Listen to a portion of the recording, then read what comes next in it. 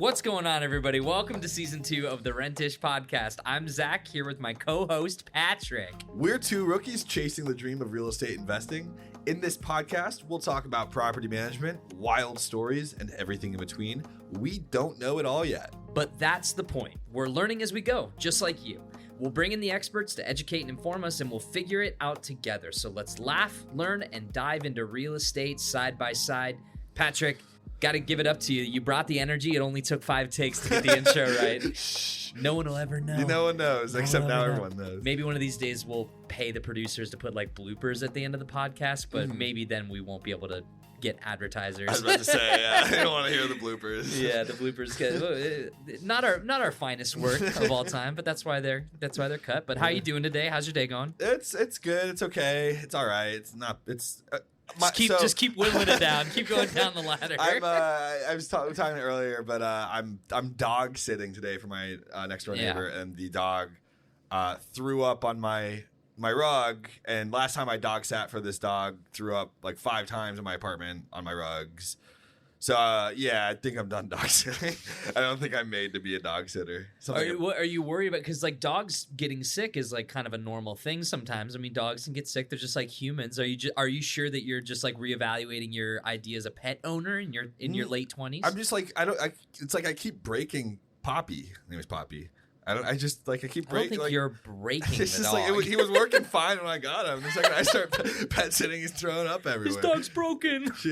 No, I think that like my dog Comet, like when we leave him with like friends or family, I think they get anxious because their routine is broken. They're staying with someone that's not like their main owner, so it's like they get a little anxious. It's like it's totally normal. Yeah, right. I don't want to clean up dog vomit. Like I empathize with Poppy. You could just leave the vomit there until the owner comes home and tell him clean it up. Welcome back. Hope you had a nice trip. Clean up your dog's. Your dog got sick in my living room. Go ahead and clean this, please. Yeah, but nothing like talking about dog vomit in the first few minutes of a real estate podcast. You can tell that we're professionals here. Very How are you? I keep not. How are you? I'm good. Doing? Been a bit of a hiatus since we recorded. I've been out of town. You've been out of town. Yeah. But now we're back. Correct. And apparently we're going to get spooky up in this, but apparently this episode's not going to go out in time for Halloween, which is Halloween funny. Episode's coming like mid-November or something. Sure. Yeah, it's Happy Thanksgiving. You know, we're nothing but punctual. You know what I mean? It's like we're topical, punctual, right on time. But yeah, it's been a sec since we've done one of these, so I am glad to be back. It's riveting being here with you in front of microphones talking about real estate. Oh yeah, I've been looking forward we're gonna get real riveting, and it's gonna get real informative today because it's the Halloween episode. It's kind of like when the Simpsons would do their Treehouse of Horror. This is our version of that. Oh yeah, the Rentish Gets Spooky, the Spookish podcast. That's the best you could do. Hauntish podcast. Hauntish is better. Hauntish is better. Well, we're gonna talk about a couple really fun Halloween themed things today and keep it real estate centric focus. But thank you for listening to the show. Obviously, if you've stuck around, you know the drill at this point. But the Rentish is a fun little podcast that we do where we talk about real estate and property management and all the different sort of aspects of that. If you're enjoying it, great.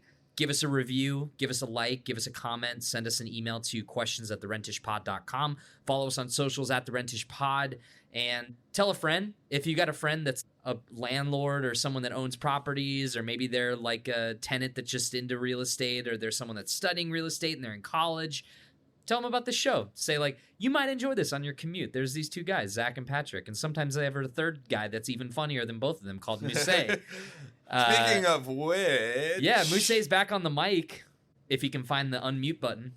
Yeah, I'm back on the mic. It's good to be back on the mic. The mic is great. Back. Mike is great. All right, thanks for the insight, producer Muse. We might be calling on him multiple times in this episode to talk. But yeah, thank you. Follow the Rentish everywhere. And we're going to get into it now with the Halloween real estate rundown. That is a mouthful. We're going to talk about the Conjuring house going up for auction on Halloween. There's an article here from Realtor.com. Patrick, did you read the article? There's an article? There's an article. Where? It was right there. Oh, you didn't paste the link. You hyperlinked it. Yeah, sorry, I missed that. It says here. Yeah, my bad. It was like a phantom. You missed it. It was like, and like we disappeared and went into the ether. All right, so here's one for the spooky season. The real-life Rhode Island farmhouse that inspired the Conjuring movies is back in the spotlight. Let's just say its next chapter is straight out of a horror script. We're talking haunted history, Hollywood fame, real estate drama, and a Halloween twist that couldn't be more fitting. So let's break down what's happening with one of America's most infamous homes. Wait, I have a question. So is this I've seen the Conjuring movie. I actually really like it. Okay. The first one's really good. The first one is really good. The other ones are like hit and miss. Second was okay, and I Sure. don't care after that. But is this the actual house that the movie is based off of, or is this the one that they filmed in? I don't think they actually filmed in the house. I could be wrong. No, and right. That's part of the article. So this is not. I see. Okay, I'm getting this confused with our real estate real or whatever. Yeah, real estate real. This is not the real estate real segment. No, sorry, I'm not. So this is actually the Conjuring. Yeah. So yeah, it's like I'm behind. If I'm remembering correctly, Ed and Lorraine Warren. Those are the main characters of the Conjuring movies, but they're based on real life people. Ed and Lorraine Warren, who were like paranormal investigators. Yeah. That was like their whole thing. And this house is the house that they based the movie on, but they didn't actually film in this house. No. And they didn't. So this is the real life. This is the real life. Yeah. Exactly. Yeah. Let's get a couple basics out of the way. Yeah, sorry. I'm Located in Harrisville, Rhode Island, which never heard of. I've actually never even been to Rhode Island, so. Barely missed it. I was just in Connecticut, New Hampshire, and Vermont, and Massachusetts, and. But you missed going to Rhode Island. Like it's not like whoops, we missed it. It's like we intentionally didn't go. Okay. But well, the Conjuring house is 8.5 acres, 3-bedroom farmhouse, and has a foreclosure auction set for 11 a.m. on October 31st, which they knew what they were doing. They were like, "What? I thought it was a coincidence." I know. They're like, it just so happens. Yeah. But it also what are the odds? It would be funny if it was a coincidence where it's like maybe due to like some like laws, it was like that the last day of the month would make the most sense to do the foreclosure auction, and it just happens to be October 31st, Halloween. But yeah, the auction is going to be handled by Justin Manning, no relation to the Peyton or Eli family, of J.J. Manning Auctioneers. Manning joked about showing up dressed as Count Dracula, but said he'd keep it professional. Dude, okay, you're selling the Conjuring house on Halloween. You're talking about keeping it professional. That's where you draw the line is Dracula. I agree with you.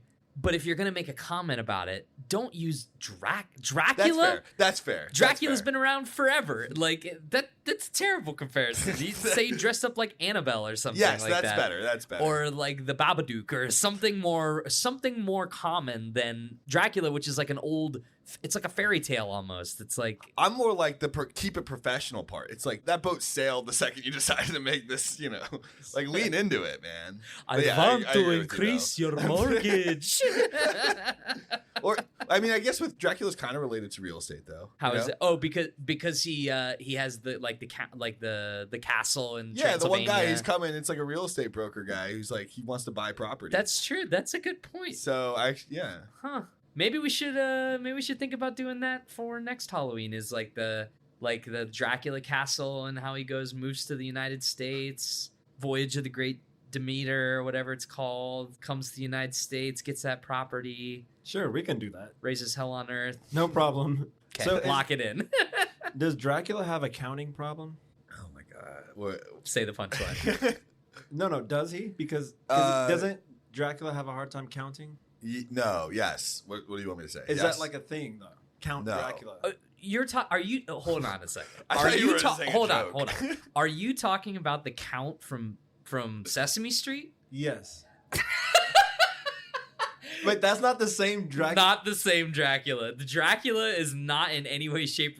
He's a vampire, right? But the Count from Sesame Street is not Dracula. I mean, it's like based off of it. But I love that you had that linked in your brain. That because is the then I'll be like, thing. I don't want to Count Dracula selling me a home if he really can't count. So it's like hold on, it's like Zillow Dracula, where it's like how many bedrooms? 1 bedroom. 2 bedrooms. Exactly.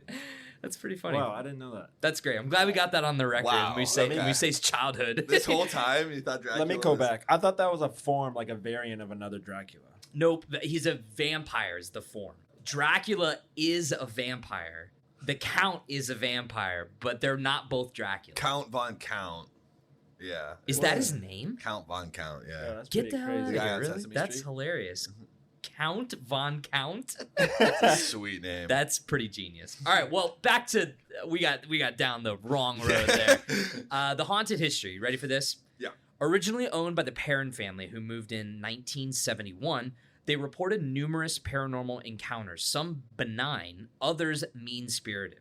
Daughter Andrea Perrin wrote about it in her 2011 book, House of Darkness, House of Light. Ed and Lorraine Warren, who we mentioned earlier, were the real-life paranormal investigators from the Conjuring movies. They were called in, and famously, during a seance, reportedly, Andrea's mom spoke in another language and was thrown across the room. The family stayed until 1980, then moved out after a decade of alleged hauntings. Patrick, Yeah. I got a very important question for you. Yeah. Do you believe in ghosts? I don't. Okay. I want to. Like, I think it'd be awesome to believe in ghosts, but I don't. Okay. What about you? So hauntings, spirits, the ghostly ghosts. I love the possessions. spooky stuff. I love the idea of it. Like, I like spooky stuff. Yeah. I can't trick my brain to believe that they actually exist. Sure. Yeah, I don't know. That's just what about you? Well, it's a cool fantasy. It's a cool story. I do Yeah. love the idea of, like, ghosts and hauntings and stuff. I think that is very cool. But my opinion in this modern world that we live in, everyone has a cell phone. We'd have way more conclusive evidence of there being ghosts if there were actually ghosts. Right. Yeah. So that's just my take. Feel free to email questions at the Rentish Pod if you'd like to tell us if you believe in ghosts. Dang. And we'll turn the next episode into Ghostcast. Yeah. Boo. Ghostcast. Rebranding. We're paranormal investigators ourselves now, moving forward. Yeah, so keep it going from real life to Hollywood. So their story inspired the 2013 movie The Conjuring, launched a 9-movie franchise, including Last Rites. The Annabelle stuff kind of was a spin-off from that. The Curse of La Llorona was also a spin-off of that. And the real home became known as the Conjuring House and a tourist hotspot for paranormal fans. But there's been some recent ownership drama. In 2019, Corey and Jennifer Hennison bought it for $439,000 and turned it into a paranormal event space, which is hysterical. That's me. actually a good idea. So, like, That would sell. I yeah, mean, entice the tourist. That's Yeah. that's a smart buy. $439,000 for a haunted house, though. Would you spend that much money on a haunted house? I think with especially that haunted house being so famous just because of the movie. Okay. Like, I think that's a great investment opportunity. Sure. Like, I think the passive income there is would pay for itself pretty quickly. So let's say it's not the Conjuring house. You Yeah. go to Zillow. You go to see a Zillow house and it's haunted. Yeah. Okay. It's actually like It's actually haunted? It seems like it's haunted. The guy that's selling it's like we've had a lot of history of paranormal stuff. The walls move and they hear voices coming from behind the fridge. Would you down. buy the house? You wouldn't be scared I mean, off by that. I don't know that I believe in ghosts. I know that I don't. So I don't think I'd be scared. I'd be more weirded out by the realtor. Like, I'm like, why are you you're going deep into this character, man? Like, I don't Before you know. come in for this tour, we must recite this incantation. And he pulls Yeah. out like a big book or I'd whatever. I'd probably head out though, just because of the realtor. but, Yeah, I'm gonna be out. Yeah, all right, man. Good luck selling the place. Bye. Get in the car. In 2022, the Conjuring House sold to Jacqueline Nunez for $1.5 million. So in 3 years, on appreciation, let's say alone, it tripled its price. Yeah. Yep. They Good for you, Corey and Jennifer. they bought Henson. themselves a good lottery ticket there. Yeah. But soon after the 1.5 million sale controversy hit, a staff member was fired. She claimed the spirit of a former owner told her he was stealing. Accusations from staff of mistreatment, and there was a town council that refused to renew their entertainment license in 2024 due to community tensions. So I believe the staff mistreatment and the failure to renew your license. Not sure I believe. Those seem very I buy that. You failed to renew your license. It's like, the place was haunted. I don't know. Spooks. The ghost ate my license. Exactly. But yeah, Nunez later defaulted on her mortgage, leading to the year's foreclosure auction. So, it might have been a lucrative purchase for $1.5 million, but due to all the controversy, due to the issues, the defaulting on the mortgage, it's now going into foreclosure. So we're not sure what's going to happen there, but we're going to get to potential buyers here. Well, I mean, here it does say that Halloween date wasn't planned for marketing. It fit the legal timeline. Okay. So they say. I don't know. I still think it's a way to drum up some extra hype. Maybe it was happening in the fall, and they're like, "Well, I mean, if it's happening in the fall, you know." Also, shout out to the calendar. I want to give a shout out to the calendar. There's a new segment on the podcast where we talk calendar about things. Appreciation. Well, just no shout outs. We want to give shout outs to things. Okay. I'm giving a shout out to the calendar. Okay.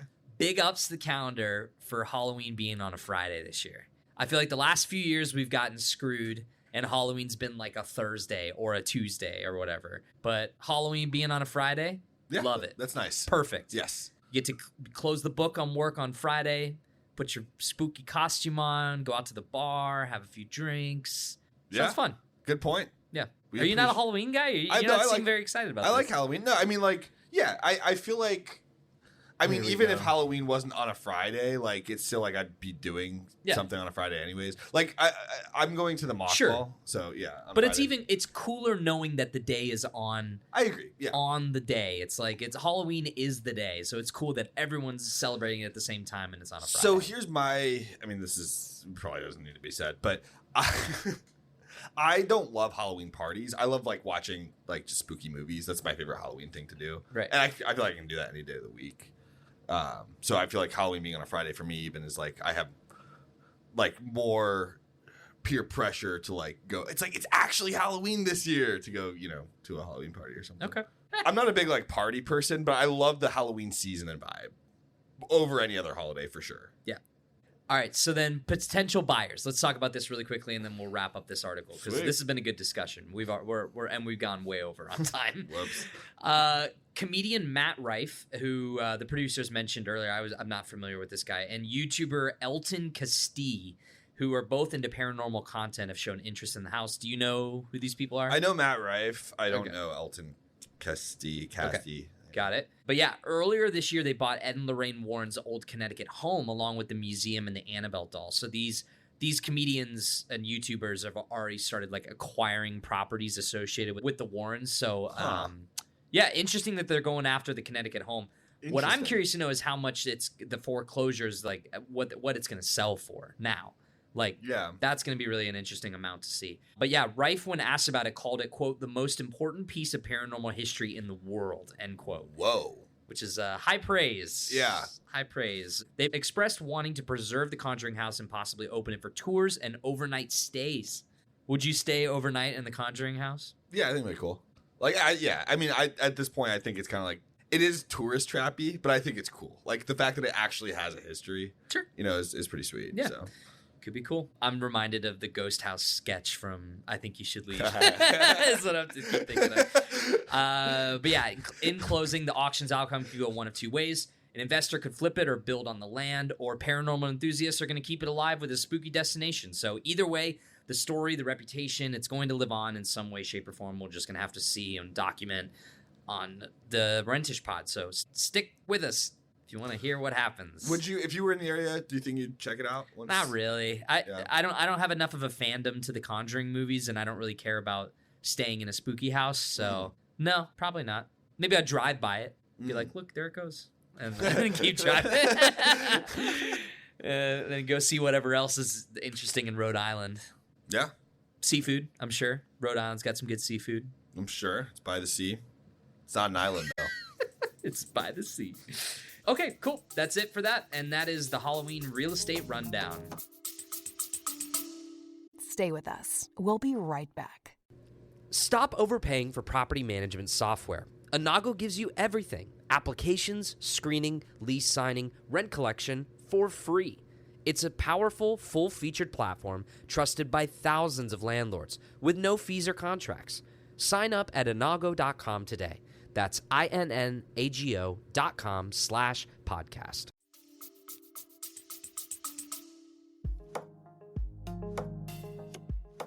Well, we'll keep things rolling because we actually have Real Estate Real coming next, where we're talking about another spooky location, the Overlook Hotel.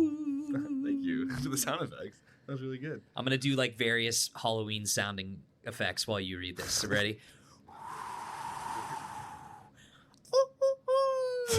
That's supposed to be a wolf. I don't know what that was. It was like half wolf, half owl.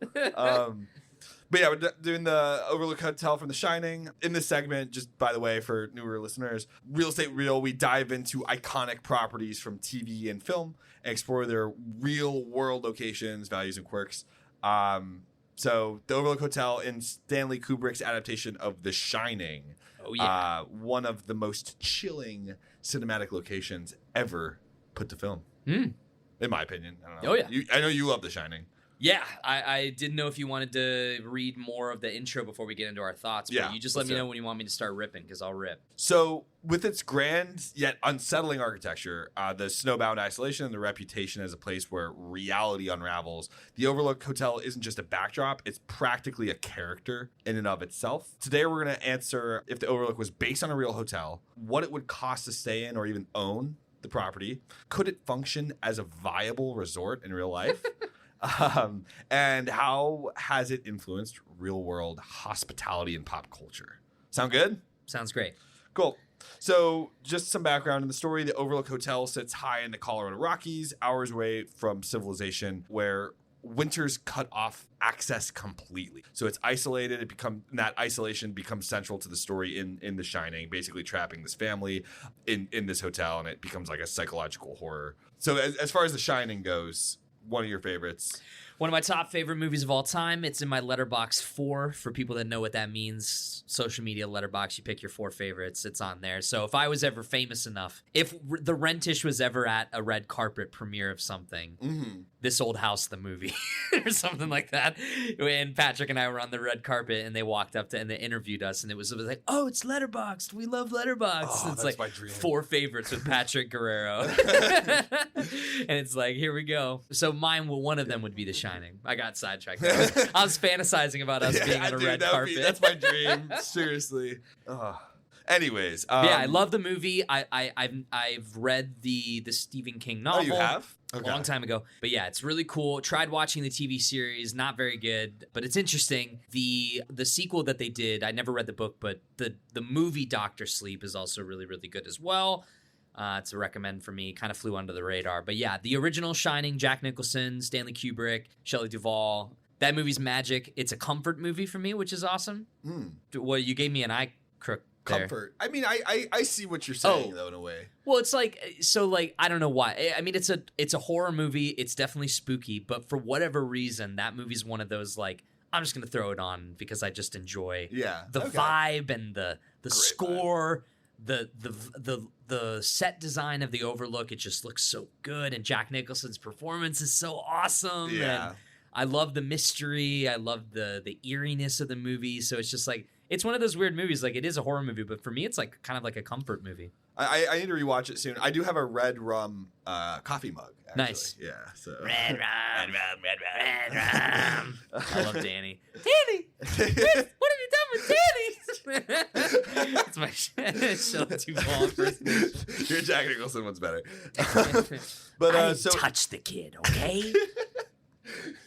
Anyways, so in real life, the exterior shots in the movie were filmed at the Timberline Lodge in Oregon, located in Mount Hood. One of my goals is that I've never actually traveled to the Pacific Northwest, and one of my favorite TV shows of all time is Twin Peaks, and you can also visit the Great Northern in Twin Peaks. Like, the filming location for that is in Oregon as well, and I would love to go to Mount Hood and see the Timberline Lodge as well. So one of these days I'm going to check both those off the bucket list. Let us know when you do. We'll do a recap on the part 2. But yeah, the interior is not a real hotel of the Timberline Lodge. Did you know that? Yep. Okay. Yeah, I didn't know that. I mean, I would have assumed that it was. But yeah, Kubrick built massive sets in London's Elstree Studios, designed to feel both luxurious and eerily confusing, with corridors, impossible windows, and a disorienting layout, which also makes sense given the movie. So Stephen King's inspiration, however, came from a stay at the Stanley Hotel in Estes Park, Colorado, an early 1900s resort with its own reputation for being haunted. So it does have an actual inspiration. And I've stayed there. Oh, what? You have? Yeah, so the Stanley Hotel it's Estes Park, Colorado. It's in the Rocky Mountains. I had family growing up in Colorado. So I went out there a lot as a kid. A few years ago, actually, 2022, I think it was, I was helping a friend move from Cleveland, Ohio to California, and on the way there, one of the stops we stayed at was at the Stanley Hotel, and we ended up staying the night there. Oh, and cool. went to their I think it's called the Golden Room or something, is their bar. I mean, the inside of the place is gorgeous, and the grounds for the Stanley is beautiful. It's a beautiful hotel. It's very old, but it's like kind of like a rustic, cool kind of old. Like it's not like outdated. It's very much like you would imagine that like very important, powerful people would stay there back in the day. But it's a cool spot. Yeah, but yeah, they have all sorts of art and memorabilia around the walls because of the Stephen King connection. Mm-hmm. And if my memory serves me right, the TV adaptation of The Shining was filmed there, or certain scenes were filmed there. So they did do some connection to it, but again, the TV version of The Shining is no bueno. Gotcha. Well, yeah, I mean, to your point, the Stanley Hotel today, it does lean into the spooky fame, offering like the ghost tours and themed events and whatnot.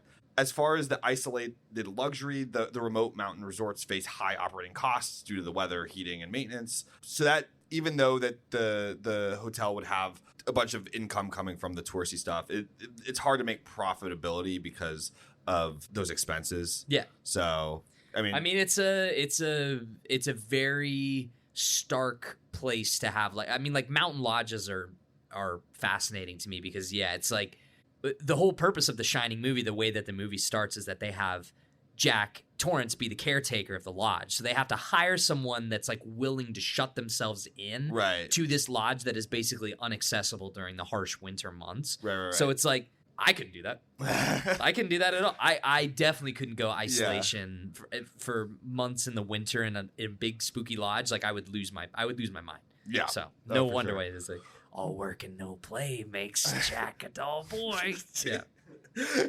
Another fun fact here, the Timberline Lodge was so worried about horror associations that they made Kubrick not use room 217. Yeah. Which is a real room, so we had to switch it to 237, which was not a real room at the lodge. It's funny. I wonder where that number came from. Like, I would love to, like where the 237 came from, like why that was the pick. Like, maybe it was the first room that wasn't numbered in the original Timberline Lodge. But yeah, I don't know. It's cool. Now that number is iconic, 237. Yeah. No one try and hack me, please. But I definitely used that number for like passwords and stuff when I was like younger, like on email. Yeah, like, that's my funny. login would be like blah blah blah blah 237. Oh yeah, moving on. So as far as in the movie, like the Overlook is portrayed as a sprawling luxury hotel with a grand lobby, a cavernous ballroom. That's a good word.